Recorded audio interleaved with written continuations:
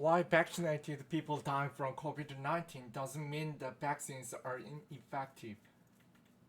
CNN former U.S. Secretary of State Colin Powell died on Monday of COVID-19 complications. His family announced that he was fully vaccinated. He was 84 years old and had multiple myeloma or blood cancer. Health officials worry that anti-vaccine activists will seize upon Powell's death to make the claim that vaccines doesn't work. If you can still die after being vaccinated for COVID-19, what's the point of getting the vaccine? What's the answer to that question? I discussed it with CNN medical analyst Dr. Lina Wen, an emergency physician and professor of health policy and management at the George Washington University Milken Institute School of Public Health. She is also author of a new book, Lifelines: a doctor's journey in the fight for public health. CNN, when we see vaccinated people die from COVID-19, how do you explain that vaccines are still worth taking? Dr. Lina Wen, we need to start with the science and what the research shows. The COVID-19 vaccines are extraordinarily effective in preventing illness and especially severe disease. The most recent data from the U.S. Centers for Disease Control and Prevention shows that they reduce the likelihood of testing positive for COVID-19 by sixfold and the likelihood of death by 11-fold. That means that if you are vaccinated, you are 6 times less likely to get COVID-19 than someone who's unvaccinated, and you are 11 times less likely to die from COVID-19 compared to an unvaccinated person. That's really excellence. However, the COVID-19 vaccines do not protect you 100%. No vaccine does, just likely. Virtually no medical treatment is 100% effective. That doesn't mean that vaccine doesn't work or that you shouldn't take it.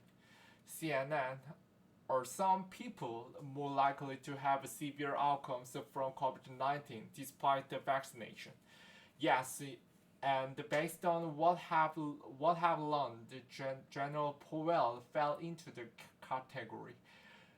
We know that individuals who are older and have underlying medical conditions are more likely to suffer severe illness and to die following breakthrough infections. Those at particular risk are people who are immunocompromised. Having multiple myeloma would put General Powell into this category, and in addition to his older age, would add to level of risk. Note that this is one of the regions booster shots are being recommended. Back in August, federal health officials recommended that the people with moderate or severe immunocompromised who had the Pfizer or Moderna vaccines receive the third dose of the vaccine. They warned that even with the additional dose, immunocompromised individuals should take additional precautions. That's because this is the category of people who are particularly susceptible to severe outcomes. CNN, you've said before that vaccines work best when everyone takes them, right? When exactly? Think of the COVID-19 vaccines as the very good raincoat. It works very well to protect you in the diesel, but if you are in the thunderstorm and then hurricane comes, there's a much greater chance that you will get wet. Then doesn't mean your raincoat is defective. It means that you're in bad weather and the raincoat alone may not always protect you. If you're around a lot of virus, that increases your chances of getting infected. That the problem isn't the vaccine, it's that there is too much virus around you. That's why the key is to get as many people vaccinated as possible. That reduces the overall rate of infection and end up protecting everyone. And if you are in an area of a lot of virus, wearing a mask in indoor crowded spaces adds an additional level of protection.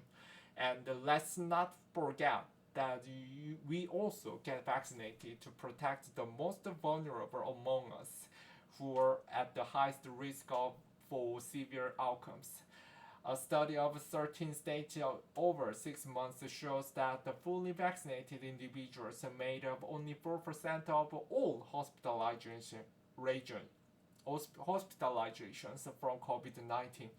Unvaccinated people are 17 times more likely to be hospitalized for coronavirus than fully vaccinated adults, according to that CDC study.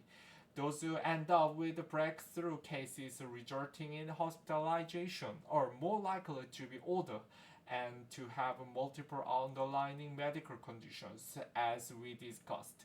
CNN. What are other things you would say to those who don't believe the vaccine is effective? When I'd ask them to think about other effect of medicine. Let's say that someone has a heart disease. There are medications to treat the heart disease, but they aren't 100% effective. Nothing is. Just because someone ends up with an exacerbation of their disease and in the hospital doesn't mean that the medications aren't worth taking. Or let's use an example of prevention. Let's say that someone who eats a healthy diet and exercises a lot still ends up with high blood pressure and diabetes. That doesn't mean diet and exercise weren't good to do. It just means that we can take all the right steps to prevent the disease, but sometimes you still could get the disease. One of the main conundrums in public health is that the work we do is about prevention.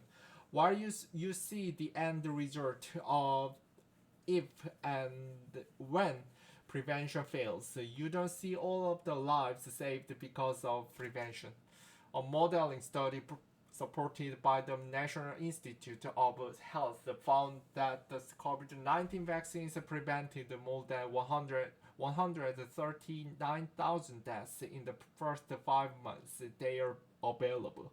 By May 9th, around 570,000 COVID-19 deaths had occurred in the United States. Without vaccines, 709,000 deaths could have happened. The bottom line is that vaccines work. They reduce the likelihood of contracting disease and of getting severely ill and dying. They are not 100% because nothing is. CNN. Can vaccine can also prevent the resurgence of the virus this winter. Yes, it's encouraging that COVID-19 infection numbers are falling from the terrible Delta wave that's consumed the country this summer. However, another wave of infections is possible, especially with only 57% of the US population fully vaccinated. I agree with Dr. Anthony Fauci, who said this weekend that it's going to be within our capability to prevent that from happening. The degree to which we continue to come down in that slope will depend on how well we do about getting more people vaccinated. Ultimately, the key to reducing everyone's risk from COVID-19 and to ending the pandemic is for all of us to get vaccinated. This protects us and those around us.